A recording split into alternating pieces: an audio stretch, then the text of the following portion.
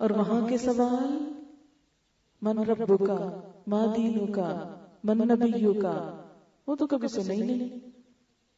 سوال ہی نہیں سنے، جواب کہاں سے آئے؟ اس کی تو تیاری نہیں کی. دنیا کے امتحانوں کی کیسی کیسی تیاری کرتے ہیں. اچھا کہتے ہیں گیس لگا کے دو کون سے آئیں گے وہ زیادہ پڑھ لیں. اللہ نے گیس کیا پورا پرچہ آؤٹ کیا ہوا، یہ سوال ہوں گے تیاری کر لو. کوئی تیاری نہیں کرتے، اس لیے کہ دنیا کا تو فکر ہے نا کہ فیل ہو گئے تو پھر کیا بنے گی، اگلی جماعت میں نہیں جائیں گے. لیکن وہاں کا کوئی فکر ہی نہیں. ایسے لگتا ہے جیسے مرنا ہی نہیں، ایسے لگتا ہے جیسے قبر ہمارے لیے نہیں کسی اور ہی کی بات ہے. اس میں خود کو رکھ کے نہیں سوچتے، وہ اپنے لیے نہیں فکر کرتے. اور یہ پردہ کب تک رہے گا؟ الی یوم یبعثون. یاد رکھیں موت جو ہے مکمل خاتمے کا نام نہیں ہے. ٹھیک ہے ہڈیاں گل سڑ جاتی ہیں لیکن خاتمے کا نام نہیں ہے. ہوتا کیا ہے ادھر سے ادھر چلے جاتے ہیں، بالکل ایسے جیسے سورج نکلتا ہے نا اور پھر ڈوب جاتا ہے. ڈوبتا تو ایسے لگتا پتہ نہیں کہاں چلا گیا ہے، حالانکہ وہ کہیں اور طلوع ہوتا ہے، کہیں اور چمک رہا ہوتا ہے. بالکل اسی طرح مرنے والا دنیا سے، زمین کی دھرتی سے تو اندر چلا جاتا ہے لیکن اندر جا کے ختم نہیں ہوتا. ہڈیاں شڈیاں ختم ہوتی، روح نہیں ختم ہوتی. اس کو عذاب بھی محسوس ہوتا ہے، اس کو جزا بھی محسوس ہوتی ہے. سورۃ المؤمن کی آیت 46-45 میں آتا ہے آل فرعون کے بارے میں کہ النار یعرضون علیہا غدوا وعشیا ویوم تقوم الساعة ادخلوا آل فرعون اشد العذاب. آل فرعون کہاں ڈوبی تھی؟ پانی میں نا. لوگ کہتے ہیں نا اچھا قبر کا عذاب کہاں سے آ گیا؟ قرآن میں تو کوئی نہیں لکھا ہوا. یہ قرآن ہی کی بات ہے جو میں آپ سے اس وقت کر رہی ہوں کہ آل فرعون پانی میں ڈوبی تھی، انہیں قبریں نہیں ملی تھی. لیکن ہر انسان کی قبر وہی جگہ ہوتی ہے جہاں مرنے کے بعد اس کا جسم جاتا ہے، بھلے پانی میں جائے یا آگ میں جائے یا کہیں بھی جائے، وہی اس کی قبر. النار یہ قرآن کی آیت ہے، آگ. النار یعرضون علیہا پیش کیے جاتے ہیں اس آگ پر، غدوا وعشیا. آل فرعون جو پانی میں ڈوب کے مرے آگ پہ صبح شام پیش کیے جاتے ہیں. اور حدیث معراج میں یہ پتہ چلتا ہے نبی صلی اللہ علیہ وسلم کو آسمانوں کی سیر کرائی گئی، جنت دوزخ دکھائے گئے تو آپ نے دیکھا کہ ایک انسانوں کی فوج ہے جو جہنم کی طرف جا رہی ہے، تو بتایا کہ یہ آل فرعون ہے، صبح شام آگ پہ جاتی ہے. وَيَوْمَ تَقُومُ السَّاعَةُ اور جس دن قیامت قائم ہوگی، آخرت کا وہ بڑا دن آ جائے گا، حکم ہوگا ادخلوا آل فرعون اشد العذاب، داخل کر دو آل فرعون کو سخت ترین عذاب میں. یہ آیت عذاب قبر پر بھی دلیل ہے. ٹھیک ہے انسان کی ہڈیاں گل جاتی ہیں پتہ نہیں چلتا، لیکن آپ نے دیکھا ہوگا جیسے مائکرو ویو اب تو گھر گھر میں پڑے ہیں، مائکرو ویو کے اندر سے کوئی آگ نکلتی، کوئی ہیٹر لگے ہوتے ہیں، کچھ بھی نہیں، ویوز ہوتی ہیں. اور اگر آپ چکن کو گھنٹے کے لیے رکھ دیں اور آپ کھولیں اس کو تو ایسے ہوگا جیسے جل کے کوئلہ ہو چکا ہو. یہ آگ کے بغیر جل گیا نا. تو بالکل اسی طرح قبر کے عذاب میں اللہ تعالیٰ دور سے کیوں نہیں کوئی ایسی چیز پھینک سکتے کہ جس سے بندے کو وہ ساری بات محسوس ہو کہ جو اللہ کے رسول صلی اللہ علیہ وسلم نے فرمائی کہ آگ کا فرش ہوگا، آگ کا بچھونا ہوگا، قبر تنگ ہوگی، پسلیاں بھج جائیں گی، صبح شام جنت یا دوزخ جہاں اس کو جانا ہے وہ ٹھکانہ دکھایا جائے گا کہ یہ ہے تیرا ٹھکانہ. اگر تو اچھے کام کرتا تو وہ جنت میں جاتا، وہاں تیری جگہ بنتی. اور مومن کو کیا بتایا جاتا ہے؟ یہ جنت ہے تیرا ٹھکانہ، کل جب تو اٹھے گا یہاں جائے گا. اگر تو غلط کام کرتا تو یہ جہنم تیرا ٹھکانہ ہوتا. پھر اگلا مرحلہ فَإِذَا نُفِخَ فِي الصُّورِ، اب سور پھونکا جائے گا. فَلَا أَنْسَابَ بَيْنَهُمْ، ان کے درمیان کوئی رشتہ داریاں باقی نہ رہیں گی. یومئذ اس دن وَلَا يَتَسَاءَلُونَ، ایک دوسرے کو پوچھیں گے بھی نہیں.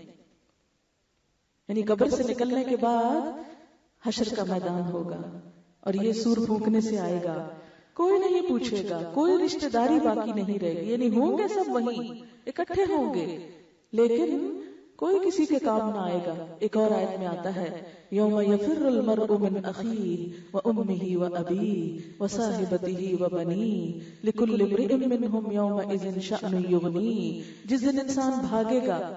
یوم یفر المرء من اخیہ، اپنے بھائی سے، وامہ اپنی ماں سے، وہ ابھی اور اپنے باپ سے، وہ صاحبتی اپنی بیوی سے، وہ بنی اور اپنے ہی بیٹے سے. یہ رشتے بھی اچھے نہیں لگیں گے. کبھی ایسا ہوتا ہے نا بہت بخار یا تکلیف ہوتی ہے تو کوئی بھی پاس ایسا انسان کہتے ہیں ہٹ جاؤ مجھے چھوڑ دو، کوئی نہ میرے پاس آئے. دودھ پیتے بچے کو ماں کیا کہتی ہے؟ اس کو لے جاؤ، مجھے بخار ہے، بس اس کو خود ہی دودھ پلاؤ، سنبھالو اس کو، میں نہیں دیکھ سکتی. ماں کو بخار ہو جائے نا، دودھ پلاتی ماں کو تو بچے کو بھی بھول جاتی، کہتی بس میرا سر نہیں اٹھتا، بچے کوئی اور سنبھالتا ہے. تو اسی طرح قیامت کے دن جس انسان کی اپنی حالت خراب ہوگی اس کو تو بہن بھائی سامنے بھی ہوں تو نظر نہیں آئیں گے، اور نظر آئیں بھی تو وہ پوچھیں گے نہیں. ولا یتساءلون، ایک دوسرے کا حال بھی نہ پوچھیں گے، سوال بھی نہ کریں گے، بات بھی نہیں کریں گے. آپ دیکھیں نا جیسے یہ سب اکٹھے ہیں، اگر نہیں بھی جانتے کوئی سلام کرتے ہیں، کہتے ہیں کیا حال ہے، ٹھیک ہو. قیامت کے دن نہ کوئی سلام کرے گا نہ کوئی حال پوچھے گا. آپ دیکھیں دنیا میں ہم کتنے ناراض ہوتے ہیں، فلاں نے مجھے دیکھا پوچھا ہی نہیں. قیامت کے دن کوئی کسی کو نہیں پوچھے گا، تو کوئی ناراضگیاں بھی کام نہیں آئیں گی. فمن ثقلت موازینہ، جس کے پلڑے بھاری ہوئے، نیکیاں زیادہ ہوئیں، فاولئک هم المفلحون، یہی لوگ کامیاب ہونے والے ہیں، یہی فائدہ اٹھانے والے ہیں. آج کامیابی کس کے لیے ہے؟ جس کی نیکیاں زیادہ ہوئیں. لہذا ہماری ساری بھاگ دوڑ کس کام کے لیے ہونی چاہیے؟ نیکیاں سمیٹنے کے لیے. اور نیکیاں سمیٹنے کا طریقہ کیا ہے؟ وہ یہ قرآن بتاتا ہے. کون سے کام کرو، کس کے لیے کوشش کرو، کیا سوچو، کیا بولو، کیا کرو، دن کیسا ہو، رات کیسی ہو، شادی بیاہ کیسے ہو، غم خوشی کیسی ہو، تجارت کیسی ہو، سیاست کیسی ہو، معیشت کیسی ہو، معاشرت کیسی ہو، قانون کیسا ہو، پوری دنیا کے ساتھ کیسے تعلقات ہوں، نیکی کمانے کے یہ سارے طریقے اس قرآن میں اور نبی صلی اللہ علیہ وسلم کی سنت میں موجود ہیں. لیکن وہ طریقے ہم اسی وقت اپنا سکتے ہیں جب ہم اس قرآن کو پڑھیں. وَمَنْ خَفَّتْ مَوَازِينُهُ، اور جس کے پلڑے ہلکے ہوئے، نیکیاں کم نکلی، تھوڑی نکلی، فَأُولَئِكَ الَّذِينَ خَسِرُوا أَنفُسَهُمْ، یہ وہی لوگ ہیں جنہوں نے اپنے آپ کو خود خسارے میں ڈالا. انہوں نے اپنا نقصان خود کیا، اپنے پاؤں پہ خود کلاڑی ماری، اپنا گھر خود جلایا. خسروا انفسهم فی جہنم خالدون، اب یہ جہنم میں ہمیشہ رہنے والے ہیں. تلفح وجوہہم النار، آگ ان کے چہروں کو چاٹ ڈالے گی. آج یہ چہرے جن کو ہم سب سے زیادہ توجہ دیتے ہیں، سجاتے ہیں، خیال رکھتے ہیں اس پہ کوئی دانا نہ نکل آئے، اس کے اوپر جھریاں نہ بن جائیں، رنگ کالا نہ ہو، چھائیاں نہ ہو، یہ نہ ہو وہ نہ ہو، ایک ایک بال نوچتے رہتے ہیں کہ ہائے ہم اچھے نہیں لگتے. لیکن قیامت کے دن سب سے پہلا وار آگ کا چہرے پر ہی ہوگا. تلفح وجوہہم النار، آگ ان کے چہروں کو چاٹ ڈالے گی، کھا جائے گی، سارا حسن ماند پڑ جائے گا. ایک صحابی سے جب اس آیت کی تفسیر پوچھی گئی تو انہوں نے کہا کیا تم نے بکرے کی بھنی ہوئی سری دیکھی؟ بکرے کی بھنی ہوئی سری دیکھی ہے؟ وہ کالا جلا ہوا چہرہ جس پہ کوئی بال نہیں، کوئی کھال نہیں، کچھ، دانت باہر نکلے ہوئے، ہونٹ سکڑے ہوئے، آنکھیں بہی ہوئی. تلفح وجوہہم النار، جہنم والوں کے چہروں کو آگ چاٹ ڈالے گی. وہم فیہا کالہون، اور وہ اس میں بد شکل ہو کر رہ جائیں گے. ان سے کہا جائے گا الم تکن آیاتی تتلی علیکم، کیا میری آیات تم پر پڑھ کے نہیں سنائی جاتی تھی؟ تمہیں میری آیتیں نہیں سنائی جاتی تھی؟ تم نے کبھی کوئی درس نہیں سنا تھا، کوئی قرآن کی مجلس نہیں اٹینڈ کی تھی؟ الم تکن آیاتی تتلی علیکم فکنتم بہا تکذبون، تو تم ان کو جھٹلا دیا کرتے. یہ ایسے مولوی ڈراتے رہتے ہیں، یہ سب مولویوں نے کس سے بنا رکھے ہیں. لہذا مولویوں کی باتیں کہہ کے تم قرآن کی بات کو جھٹلا دیا کرتے تھے. فکنتم بہا تکذبون، قالوا، لوگ کہیں گے ربنا، اے ہمارے رب، غلبت علینا شقوتنا، ہم پہ ہماری بدبختی غالب آ گئی. اللہ ہماری بدبختی ہم پر غالب آ گئی. وَكُنَّا قَوْمًا ضَالِّينَ، اور ہم بہکے ہوئے لوگ تھے، بھٹکے ہوئے لوگ تھے، رستہ گم کیے ہوئے تھے، دوڑنا ہمیں کسی طرف تھا، ہم دوڑ کسی اور طرف رہے تھے، بھاگ کہیں اور رہے تھے. دال دلل سے نکلا ہے. دلل کہتے ہیں عربی میں ایک چیز کا دوسری میں اس طرح مل جانا کہ وہ پہلی کا کوئی نشان ہی باقی نہ رہے.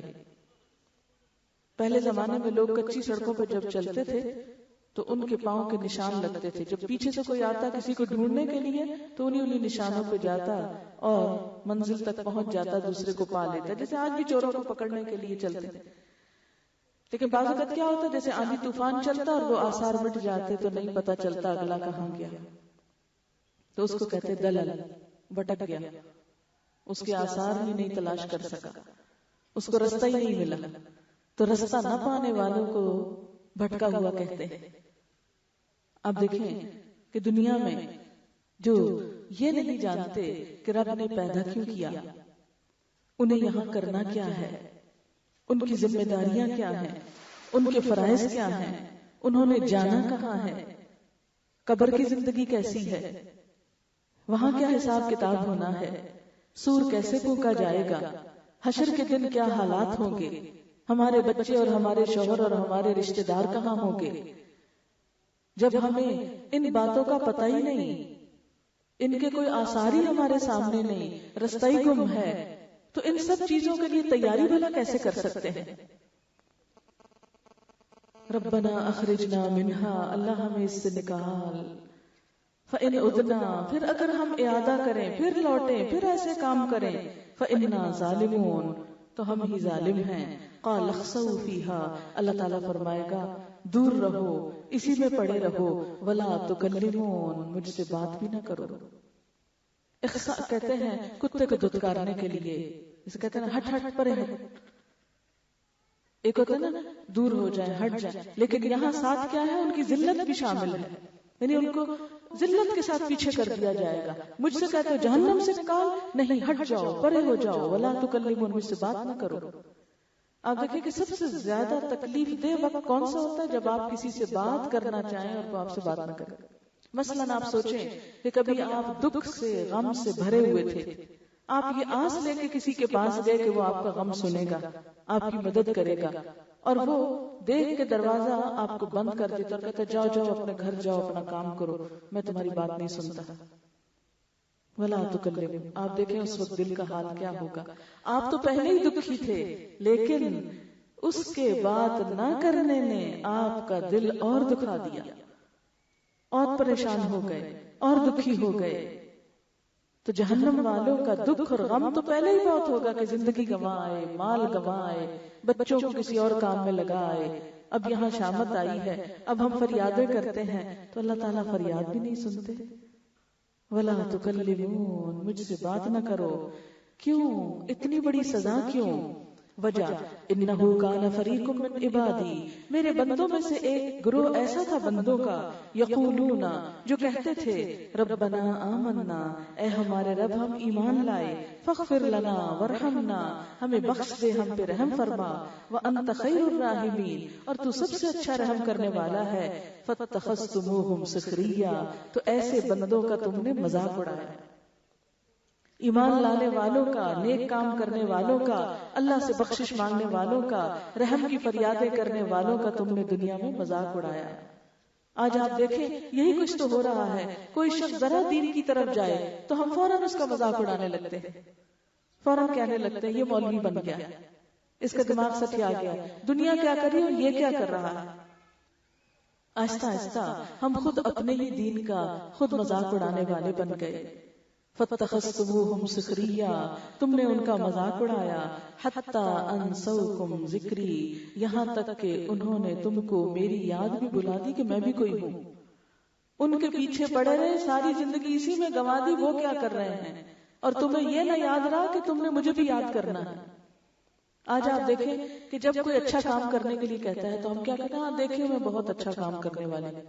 نیک لوگ ہاں بڑے نیکی کے دعوے کرتے ہیں, بڑی نمازیں پڑھتے ہیں, یہ اور یہ کرتے ہیں اور یہ اور یہ کرتے ہیں, سارے ان کے خلاف جو ہمارے دل میں باتیں ہیں وہ کھول کے بیٹھ جاتے ہیں. اس وقت یہ سوال نہیں ہو رہا کہ کون کیسا ہے, اس وقت سوال یہ ہو رہا ہے کہ تم خود نیک کون سا کام کر رہے ہو اور کون سا نہیں. آپ دیکھیں نا ذرا تھوڑی سی دیر اس بات پہ غور کریں کہ جب ہمیں کوئی اچھے کام کے لیے کہے اور ہم جواب میں کہیں ہمیں پتا ہے اچھے کام کرنے والے کیسے ہوتے ہیں, اندر سے کالے. اچھا اب آپ دیکھیں کہ وہ تو ہوتے ہی ہیں, وہ تو ہیں ہی, لیکن ہم کون سے اچھے بن گئے, ہم نے کیا مثال پیش کی. کسی کی برائی سے ہماری اچھائی تو ختم نہیں ہونی چاہیے. ہمارا حساب تو ہمارے ساتھ ہی رہے گا، ہماری پوچھ تو ہم سے ہی ہوگی. کیا قیامت کے دن ہمیں یہ کہہ کے چھوڑ دیا جائے گا ہاں اس لیے کہ فلاں نماز پڑھنے والا جھوٹ بولتا تھا اس لیے اچھا کیا تم نے نماز ہی نہیں پڑھی؟ یہ تو نہیں کہا جائے گا. یہ کہا جائے گا ہاں تم نماز پڑھتے اور سچ بول کے دکھاتے کہ دنیا کو پتا چلتا کچھ نمازی سچے بھی ہوتے ہیں.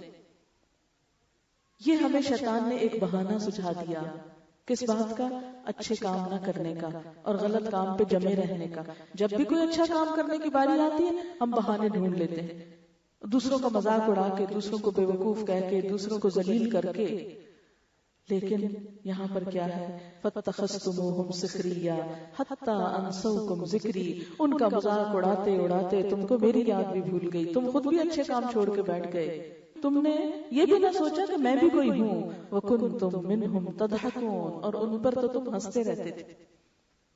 اچھا آپ دیکھیں کہ بعض اوقات کیا ہوتا ہے کہ بعض لوگوں کے ساتھ ہمیں کوئی ذاتی چڑ ہوتی اور ہم جہاں بیٹھتے ہیں ان کو ذلیل کرنے لگتے ہیں، ان کے خلاف باتیں کرنے لگتے ہیں، ان کا مذاق اڑانے لگتے ہیں، ان کو نیچا دکھاتے ہیں. لیکن کبھی ہم نے یہ نہیں سوچا کہ یہ سارے کام کر کے دراصل ہم اپنی نیکیاں ان کو دے رہے ہیں. یاد رکھیں جب کوئی شخص کسی کی غیبت کرتا ہے، کسی کو تانا دیتا ہے، کسی پہ بہتان لگاتا ہے تو بظاہر وہ اس کا برا کر رہا ہوتا ہے، لیکن حقیقت میں وہ اپنے اوپر ظلم کر رہا ہوتا ہے. اپنی نیکیاں، اپنی بھلائیاں اور اپنی عبادت جو ہے وہ اٹھا کے اس کو دے رہا ہوتا ہے، یہ تم لے لو. فوراً نیکیاں ہماری اس کی طرف جانے لگتی. جتنی دیر ہم اس کے خلاف بولتے رہتے ہیں اتنی دیر ہماری نیکیاں اس کی طرف جاتی رہتی ہیں جاتی رہتی ہیں. وہ ٹوٹی کھل جاتی ہے، پانی ادھر جانا شروع ہو جاتا ہے، ہماری ٹینکی خالی ہو جاتی ہے. اور بظاہر شیطان ہم کو کیا دھوکہ دیتا ہے کہ ہاں ہاں اور کرو، وہ تو ہے ہی ایسا، اس پہ تو ہنسنا ہی چاہیے، اس کا تو مذاق اڑانا ہی چاہیے. اور اس طرح ہم اپنی زندگی اس دنیا کو بھی جہنم بناتے ہیں اور آخرت کو بھی. انی جزیتہم اليوم بما صبروا. میں نے آج ان کو جزا یہ دی بوجہ اس کے جو انہوں نے صبر کیا. انہم هم الفائزون، کہ وہی کامیاب ہونے والے ہیں.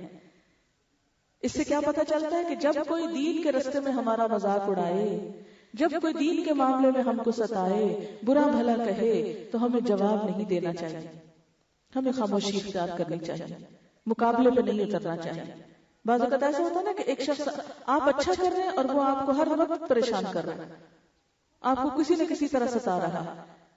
اس کی پرواہ نہ کریں، صبر سے کام لیں، کیونکہ آخرت میں اجر کس کے لیے ہے؟ کامیابی کس کے لیے؟ صبر کرنے والوں کے لیے. انی جزیتہم اليوم بما صبروا انہم هم الفائزون. قال کم لبثتم فی الارض عدد سنین. پھر اللہ تعالیٰ پوچھیں گے یہ بتاؤ دنیا میں کتنے سال رہ کے آئے، کتنے دن رہے؟ قالوا لبثنا یوما.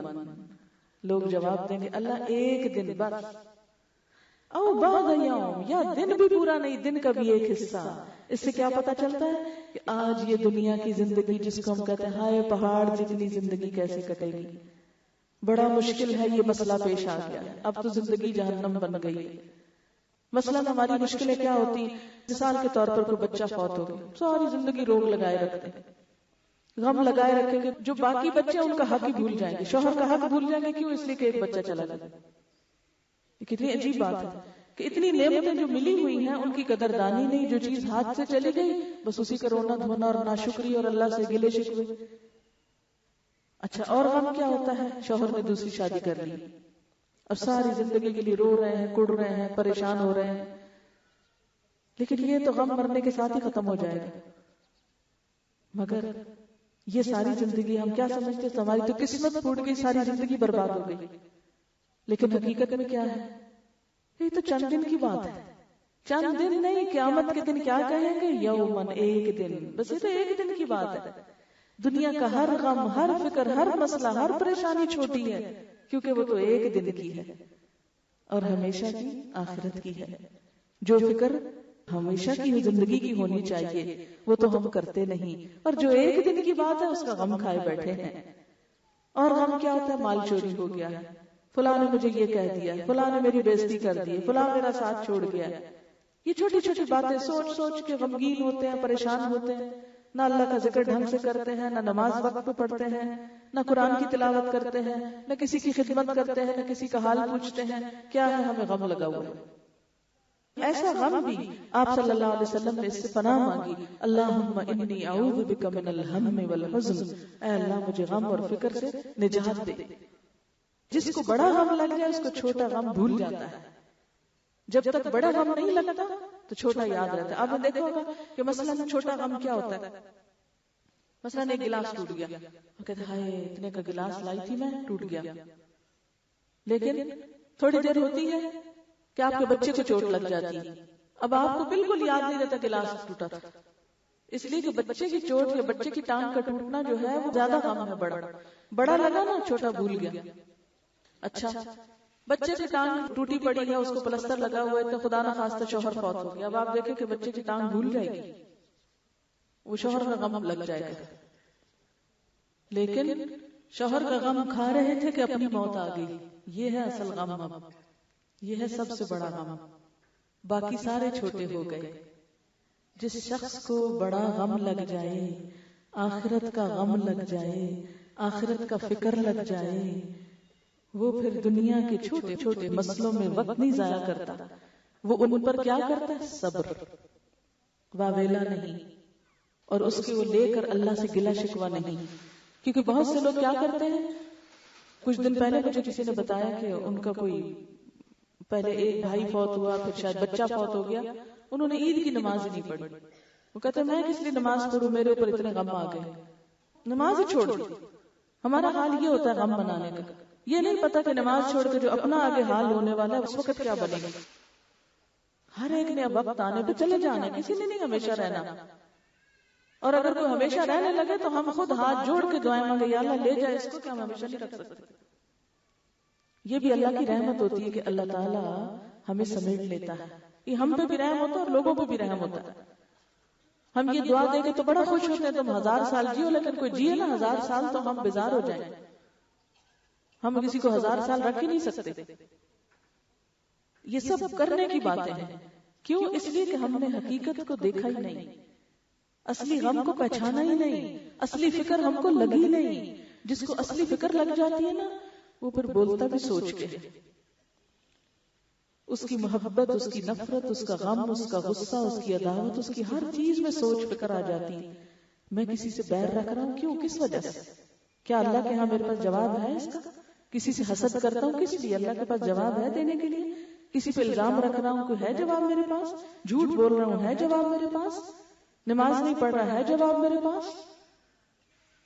پھر انسان کو اپنے سارے عیب نظر آنے لگتے ہیں، لیکن جب تک وہ اصلی غم نہیں لگتا، اصلی فکر نہیں لگتا۔ آپ دیکھیں کہ یہ جو فکر یا خوف کی بات ہے نا، یہ سب سے بڑی چیز ہوتی ہے انسان کو کام کرانے کے لیے۔ مثلاً آپ دیکھیں کہ آپ کے سر میں درد ہے، بخار ہے، آپ پڑے ہیں، اتنے میں زلزلہ آ جاتا ہے، آپ پڑے رہیں گے ادھر سے؟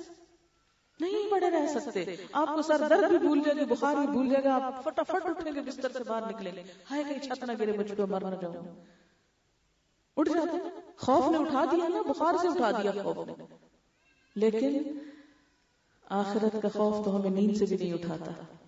وہ زلزلہ جو اس زلزلوں سے ہزاروں گنا زیادہ ہے، وہ خوف ہم کو نیند سے نہیں اٹھاتا نماز کے لیے۔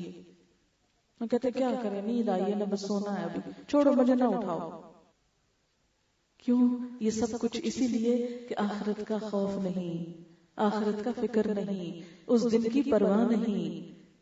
یہ جتنے غلط کام ہیں ان کی بنیادی وجہ یہی ہے کہ ہم نے حقیقت کو نہیں پہچانا۔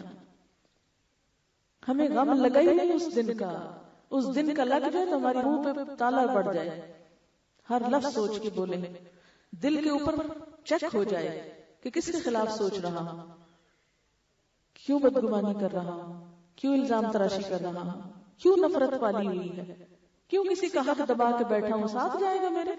آج آپ دیکھیں بہت سے جھگڑے کس لیے ہوتے ہیں؟ دوسروں کا حق اپنے حق میں ملا کے کھانے سے، ظلم کے ساتھ، دھوکے کے ساتھ، جبر کے ساتھ۔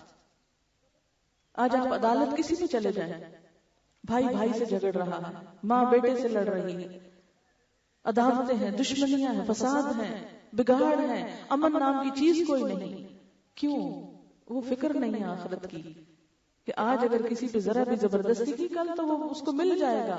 حدیث پاک میں آتا ہے کوئی شخص اگر کسی کی ایک بالشت زمین ناجائز قبضہ کرے قیامت کے دن 7 زمینوں کا طوق اس کے گلے میں پہنایا جائے گا. آج کتنی زمینوں پر ناجائز قبضے ملتے ہیں، کتنے پلاٹ جو ہیں وہ کئی دفعہ بک جاتے ہیں. یہ فراڈ کیوں ہے ہمارے معاشرے میں؟ اس لیے کہ فکر ہی نہیں آخری دن کا، پتہ ہی نہیں کہ اس دن پوچھ ہوگی، کہتے ہیں وہ تو بخشوا لیے جائیں گے، وہ فلاں چھڑا لے گا، فلاں کام آ جائے گا، یہ ہو جائے گا، وہ ہو جائے گا. نہیں، عام طور پہ ہم کیا کہتے ہیں؟ ہم تو اللہ کے رسول صلی اللہ علیہ وسلم کی امت میں سے، آپ شفاعت کریں گے ہم چھوٹ جائیں گے. آپ کی شفاعت تو گناہگاروں کے لیے ہی ہے.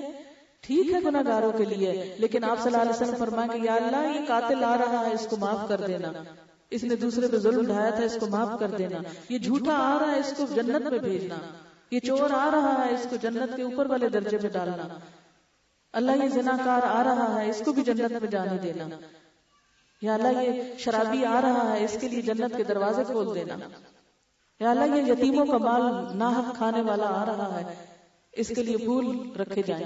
ایسے ہی ہوگی شفاعت؟ ایسے لوگوں کے لیے شفاعت ہوگی؟ یا الٹا اللہ کے رسول صلی اللہ علیہ وسلم خود فرمائیں گے یا اللہ میں نے انہیں پیغام پہنچایا تھا اور انہوں نے کچھ کر کے نہیں دیا، آپ تو جیسے چاہ پوچھ ان کو.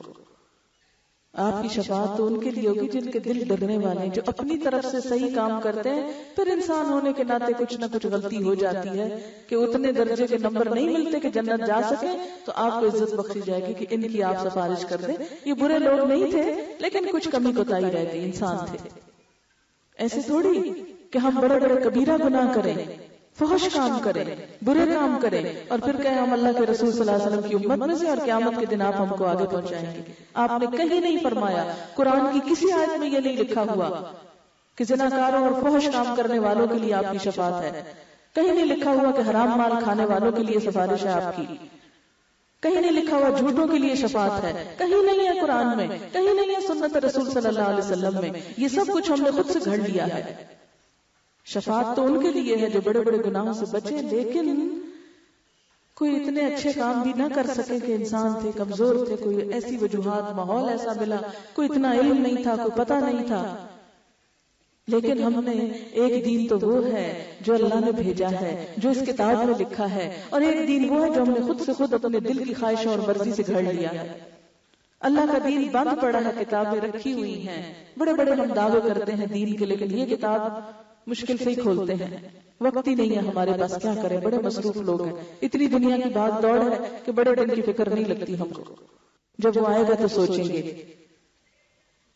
یہ دین ایک طرف رکھا ہوا ہے اور ہم جس دین پہ چل رہے ہیں مسلمان کہلاتے ہیں، وہ اپنی مرضی کا بنایا ہوا ہے.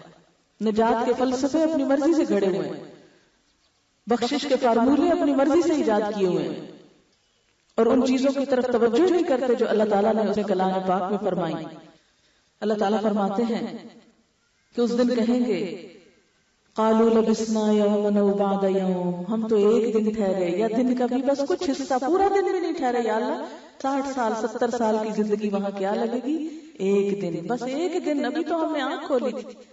اور بات بھی سچی ہے، اس لیے کہ آج اب دیکھیں تو جو پچھلی ہماری 40-50 سال کی زندگی ہے وہ کدھر گئی ہے؟ لائیں ذرا اس کو، گئی نہ چلی گئی. آج کیا ہے ہمارے پاس؟ ایک ہی دن، آج کا ہی دن ہے نا جو آج ہم گزار رہے ہیں. قیامت کے دن بھی بس زندگی ایک دن کی لگے گی ہے، ایک حصہ اس کا. فاسأل العادین، پھر اوپر سے کہیں گے یا اللہ گننے والوں سے آپ خود پوچھ لیں، ہم نہیں رہے اتنے سال. قال ان لبثتم الا قلیلا لو انکم کنتم تعلمون، اللہ تعالیٰ فرمائیں گے ہاں تم تھوڑے ہی رہے ہو، کاش تم جانتے ہوتے، کاش تمہیں دنیا میں علم ہو جاتا کہ تم تھوڑے دن کے لیے آئے ہو. افحسبتم انما خلقناکم عبثا، کیا تم نے سمجھ لیا تھا کہ ہم نے تم کو بیکار پیدا کیا ہے؟ بس ایسے ہی کھانے پینے، سونے جاگنے، میل ملاقات، تفریح، شادی بیاہ، گھومنا بازاروں میں، اور بس یہ تھی زندگی؟ تم نے زندگی کا مقصد یہ بنا رکھا تھا؟ افحسبتم انما خلقناکم عبثا وانکم الینا لا ترجعون، اور تم نے سوچا تھا کہ تمہیں ہمارے پاس واپس نہ لایا جائے گا؟ تم یہ سوچ کے زندگی بسر کرتے رہے. یہ کن لوگوں سے کہا جائے گا؟ انہی سے نا جو یہ سوچ کے زندگی بسر کر رہے ہیں کہ دیکھیں گے جب واپس آئے، اے جہان مٹھا تے اگلا کہیں ڈٹھا. وہ کس نے دیکھا ہے؟ کون دیکھ کر آیا ہے کہ سب سچ ہے؟ فتعالى اللہ الملک الحق، بہت بلند ہے اللہ بادشاہ حقیقی، لا الہ الا ہو، اس کے سوا کوئی الہ نہیں، کوئی معبود نہیں، رب العرش الکریم، عزت والے عرش کا رب، وَمَن يَدْعُ مَعَ اللَّهِ إِلَٰهًا آخَرَ، اور جو اللہ کے ساتھ دوسروں کو الہ پکارے گا، لا برہان لہ بہ، جس کی اس کے پاس کوئی دلیل نہیں، فإنما حسابہ عند ربہ، اس کا حساب اس کے رب کے پاس ہوگا، انہ لا یفلح الکافرون، بے شک بات یہ ہے کہ کافر فلاح نہیں پائیں گے، کامیاب نہ ہو سکیں گے۔ انکار کرنے والے، بات نہ ماننے والے وہاں جا کے ناکام ہو جائیں گے۔ وقل، اور آپ کہہ دیجئے، کس سے خطاب ہے؟ نبی صلی اللہ علیہ وسلم سے، کیا؟ رب اغفر، اے رب معاف کر دے، ورحم، اور رحم فرما، وانت خیر الراحمین، اور تو سب سے اچھا رحم فرمانے والا ہے۔ یعنی یہ ساری باتیں فرما کے کیا فرمایا کہ اب دعا کرو کہ اللہ تعالیٰ بخش دے، رحم فرمائے، اور ہم پر ایک نظر کرم ہو جائے تاکہ ہماری زندگیاں سنور جائیں۔ وآخر دعوانا ان الحمد للہ رب العالمین۔ پہلے دعا کرتے ہیں، پھر اگر کوئی سوال جواب ہو تو کریں گے انشاءاللہ۔ سبحان اللہ والحمد للہ ولا الہ الا اللہ واللہ اکبر ولا حول ولا قوة الا باللہ العلی العظیم۔ اللہم صل علی محمد وعلی آل محمد کما صلیت علی ابراہیم وعلی آل ابراہیم انک حمید مجید۔ اللہم بارک علی محمد وعلی آل محمد کما بارکت علی ابراہیم وعلى آل إبراهيم إنك حميد مجيد۔ ربنا آتنا في الدنيا حسنة وفي الآخرة حسنة وقنا عذاب النار۔ ربنا لا تزغ قلوبنا بعد إذ هديتنا وهب لنا من لدنك رحمة إنك أنت الوهاب۔ ربنا هب لنا من أزواجنا وذرياتنا قرة أعين واجعلنا للمتقين إماما۔ یا حی یا قیوم برحمتک نستغیث، ربنا اصرف عنا عذاب جہنم ان عذابها کان غراما انها ساءت مستقرا ومقاما۔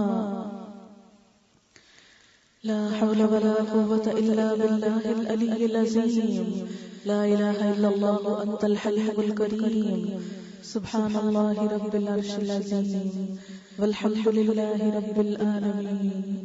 رب نسألک موجبات رحمتک وعزائم مغفرتک والغنیمة من كل بر والسلامة من كل اسم۔ لا تدع لنا ذنبا الا غفرته ولا هما الا فرجته ولا حاجة هي لك ردا الا قضيتها يا ارحم الراحمین۔ یا اللہ پاک، جو کچھ ہم نے پڑھا ہے، جو کچھ ہم نے سنا ہے، تو اپنی رحمت سے قبول فرما، ہم سب کا یہاں آنا قبول فرما۔ یا اللہ پاک، اس مجلس میں جو گفتگو ہوئی ہے، اس میں جو بات تیری مرضی کے مطابق ہوئی ہے، ہم سب کو اس پر عمل کی توفیق دے۔ اگر کوئی بات ایسی زبان سے نکل گئی ہے جو آپ کو پسند نہیں، تو ہم سب کے دلوں سے اس کو دور کر دے اور ہم سب کو سیدھے راستے کی ہدایت دے۔ یا اللہ پاک، ہمیں وہ کام کرنے کی توفیق دے جس سے تو راضی ہو جائے۔ یا رب العالمین، یا ارحم الراحمین، تو ہم سب کو معاف کر دے۔ یا اللہ، تو ہم سب پر رحم فرما، ہمارے دلوں میں اپنی محبت پیدا کر دے۔ یا اللہ، ہمارے دلوں میں محمد صلی اللہ علیہ وسلم کی محبت پیدا کر دے۔ یا اللہ، قرآن کو ہمارے سینوں کا نور بنا دے۔ یا اللہ، ہماری زندگیوں کی اصلاح کر دے۔ یا اللہ، ہمیں آخرت کی فکر لگا دے۔ یا اللہ، ہمیں دنیا کی بس اتنی فکر ہو جس کے لیے قابل ہے، اور آخرت کی اتنی فکر ہو جتنی فکر آخرت کے لیے ہونی چاہیے۔ یا اللہ، تو ہمارے قبر کا حساب آسان کر دینا۔ اللہ، ہمارے آخرت کا حساب آسان کر دینا۔ اللہم حاسبنا حسابا یسیرا، اللہم اعنا علی غبرات الموت وسکرات الموت۔ اللہ، موت کی بے ہوشیوں پر، موت کی تکلیفوں پر تو ہماری مدد فرمانا۔ اللہ، موت کے مرحلے کو ہمارے لیے آسان کر دینا۔ یا اللہ، قبر کے اندھیروں کو روشنی میں بدل دینا۔ یا اللہ، قیامت کے دن ہمارا حساب آسان کر دینا۔ تو ہمیں اپنی رحمت سے اپنے صالح بندوں میں اٹھانا۔ یا اللہ، دنیا میں بھی نیک لوگوں کا ساتھ ہو، آخرت میں بھی نیک لوگوں کا ساتھ ہو۔ وَأَدْخِلْنَا بِرَحْمَتِكَ فِي عِبَادِكَ الصَّالِحِينَ۔ یا اللہ، تو ہمیں بری صحبت سے بچا، برے دوستوں سے بچا۔ یا رب العالمین، برے ماحول سے بچا، اور ایسے لوگوں کا ماحول نصیب فرما جن کی صحبت سے ہم دنیا اور آخرت میں کامیاب ہو سکیں۔ یا اللہ تو ہمیں صحابہ کرام کی محبت عطا فرما، نیک صالح لوگوں کی محبت عطا فرما. یا اللہ تو ہمیں ہر نیک کام کی محبت عطا فرما. ہماری نیت کو صرف اپنے لیے خالص کر لے، ہماری ساری کوششوں کو صرف اپنے لیے خالص کر لے. یا رب العالمین تو ہمارے بچوں کو ہدایت عطا فرما. یا اللہ ہمارے بچوں کو نیک بنا. یا رب العالمین انہیں نیکی پر پرورش عطا فرما. ہماری نسلوں میں ایمان کو باقی رکھنا، ہمارے بچوں کو ہمارے لیے صدقہ جاریہ بنا دینا. اللہ انہیں دنیا اور آخرت کی کامیابی عطا فرما. جو مائیں اپنے بچوں کی شادی کے لیے پریشان ہیں، اللہ ان کی پریشانی دور فرما. یا رب العالمین تو سارے دکھ اور تکلیفیں اور پریشانیاں اور غم آسان کر دے، ہلکے کر دے. یا رب العالمین تو ان سارے غموں کے عوض اور بدلے میں آخرت کا غم دے دے. یا رب العالمین ہمارے والدین پہ اپنی رحمت فرما. رب ارحمہما کما ربیانی صغیرا. یا اللہ ہم دونوں پر رحم فرما. یا اللہ ہم سب کے والدین پر اپنی رحمت نازل فرما، ہمیں ان کے لیے صدقہ جاریہ بنا.